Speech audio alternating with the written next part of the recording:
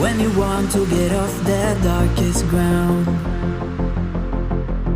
but gravity pulls you straight down. Earth from a bird's eye view. You should grow feathers and see this too. When you want to get off the darkest ground, but gravity pulls you straight down.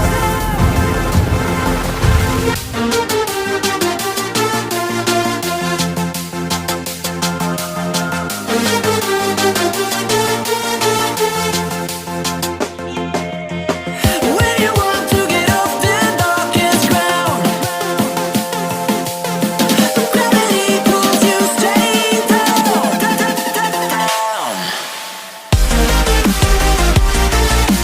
Clear sky.